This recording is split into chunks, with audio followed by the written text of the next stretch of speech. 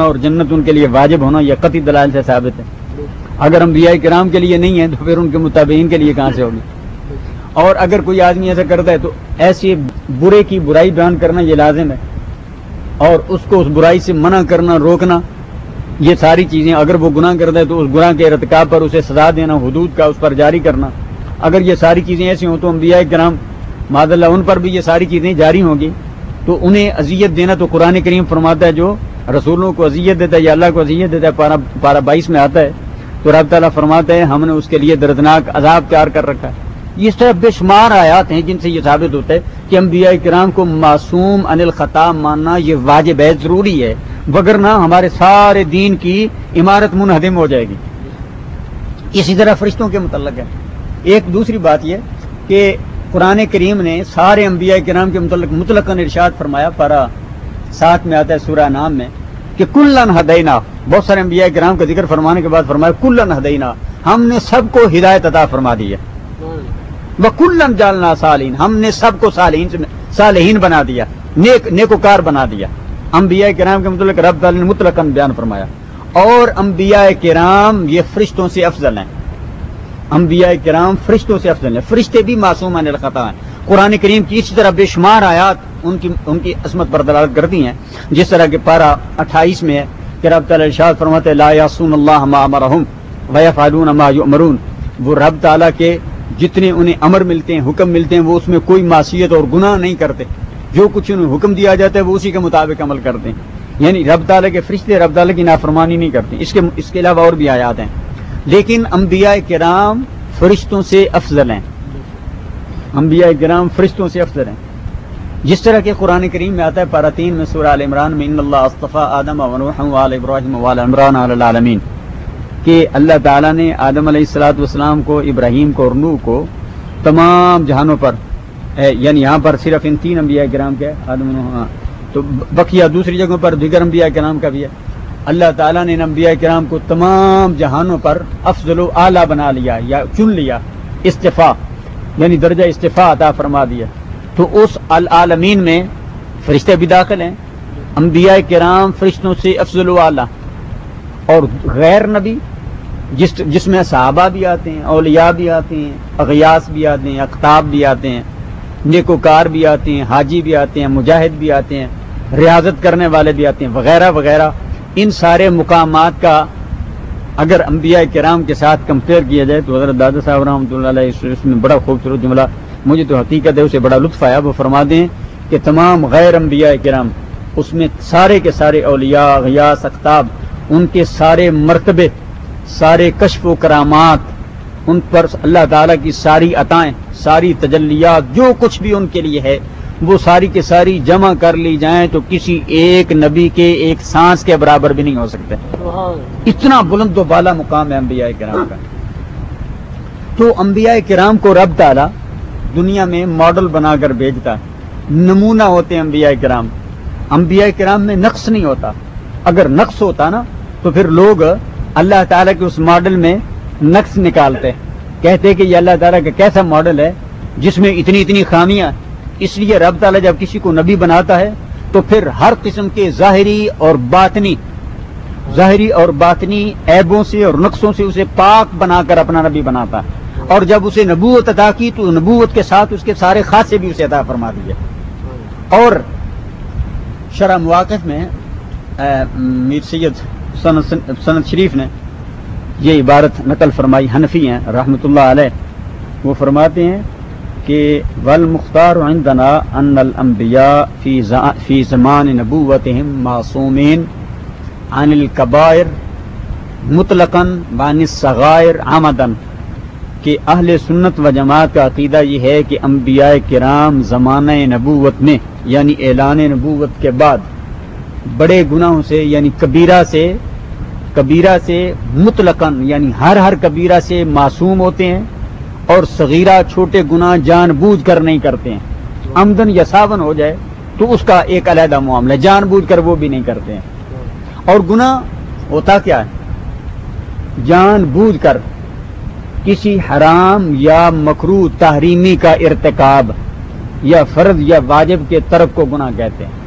اللہ تعالیٰ نے جو فرض یا واجب چیزیں انسان کے ذمہ لگائی ہیں اپنے مکلف پر، ان کا نہ کرنا، یا جن چیزوں کو حرام فرمایا یا مکروہ تحریمی فرمایا ان کا کرنا، یہ گناہ رب تعالیٰ اعلان نبوت کے بعد ہر قسم کے گناہ کبیرہ سے انبیاء کرام کو محفوظ فرماتا ہے،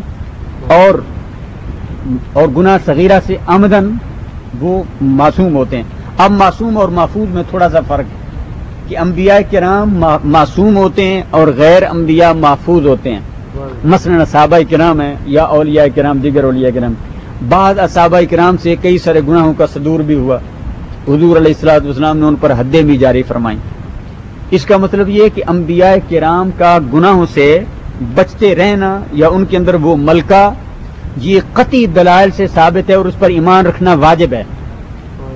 لیکن غیر نبی کے لیے یہ گناہوں سے بچنے کا عقیدہ یہ بطریق جواز ہے، یعنی ہو سکتا ہے کہ رب تعالیٰ نے اسے محفوظ ہی فرما لیا۔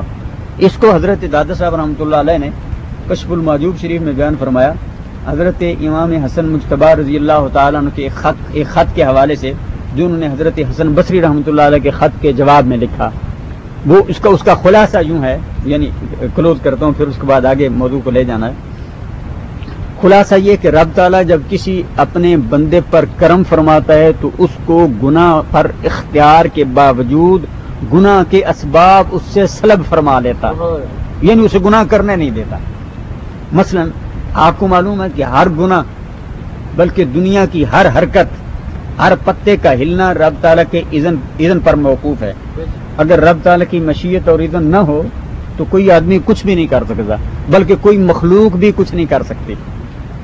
کئی بار ایسے ہوتا ہے کہ ایک آدمی قتل کرنا چاہتا ہے لیکن رب تعالیٰ قتل کے جتنے اسباب ہیں ان کو معطل فرما دیتے ہیں۔ مثلا ایک آدمی اس کی گانی نہیں چلی ہے، اس کا نشانہ خطا ہو گیا، یا وہ جو اس کے آگے جس کو قتل کرنا چاہتا ہے وہ وہاں پر موقع پر موجود نہیں ہے، وغیرہ وغیرہ، ایسے اسباب ہو جاتے ہیں۔ لیکن رب تعالیٰ اگر اپنے اذن یا مشیت کو وہاں پر نافذ فرما دے تو وہ آدمی جو وہ گناہ کرنا چاہتا ہے وہ اپنے گناہ میں کامیاب ہو جاتا ہے۔ تو اب ہر موقع پر رب تعالیٰ کیوں نہیں اس طرح روک لیتا آدمی کو گناہ سے؟ اگر اس طرح کرتا تو پھر انسان مجبور ماض ہو جاتا۔ رب تعالیٰ نے انسان کو اختیار بھی دیا، قدرت بھی دی، کسب پر پوری اسے طاقت عطا فرمائی، حق اور باطل کو اس کے لیے واضح واضح فرما دیا، انبیاء کرام آئے، نبوتیں آ گئیں، تو یہ وحی کا پیغام آیا، قرآن آ گیا، اللہ تعالیٰ نے انسان کو شعور عطا فرمایا۔ یہ ساری چیزیں ہونے کے بعد رب تعالیٰ نے اپنے اذن اور مشیت کو اس وقت اس بندے کے سارے اسباب مہیا فرمانے کے بعد اس بندے کے تابع فرما دیا۔ اگر وہ پختہ ارادہ کرتا ہے تو رب تعالیٰ اپنے اذن کو اس کے تابع فرما دیتا ہے، اگر وہ بچنا چاہتا ہے، معافی مانگتا ہے تو رب تعالیٰ چاہے تو اسے معاف فرما دے، وغیرہ وغیرہ۔ یہ ایک محبوبیت کا مقام ہے۔ لیکن اب انبیاء کرام کے متعلق مختلف باتیں ہیں۔ مثلا حضرت آدم علیہ السلام کے متعلق قرآن کریم میں آتا ہے کہ اللہ تعالیٰ نے حضرت آدم علیہ السلام کو روکا تھا کہ اے آدم تم نے اس درخت کے قریب نہیں جانا ہے، لا تقربا هذه الشجرہ، تم نے اس درخت کے قریب نہیں جانا۔ تو حضرت آدم علیہ السلام نے، قرآن فرماتا ہے، وہ درخت کھا لیا تو قرآن نے فرمایا تھا اگر تم نے ایسا کیا تو فتکونا من الظالمین، تم ظالمین میں سے ہو جاؤ گے۔ ظالم کا معنی حد سے بڑھنے والا، حد سے بڑھنے والوں میں سے تم ہو جاؤ گے۔ چنانچہ حضرت آدم علیہ السلام کے متعلق تم کہتے ہو کہ یہاں پر حضرت آدم علیہ السلام، یعنی یہ بھی انبیاء کرام میں سے ایک نبی ہیں، بلکہ ابو الانبیاء، ان سے بھی اس فعل کا، یعنی فعل گناہ کا صورتاً یہ ظہور ہوا، تو تم تو کہتے ہو کہ ایسا نہیں ہو سکتا۔ اس کے متعلق نا مسلم شریف میں ایک بڑا وہ خوبصورت حدیث پاک ہے، حضور علیہ السلام نے حدیث پاک بیان فرمائی، آئی پڑھی، اگلے دن لڑکوں کو پڑھائی، کہ نبی علیہ السلام ارشاد فرماتے ہیں کہ کہیں کسی عالم میں جہاں رب تعالیٰ نے چاہا، حضرت آدم علیہ السلام اور حضرت موسیٰ علیہ السلام، ان دونوں کا آپس میں مباحثہ ہو گیا۔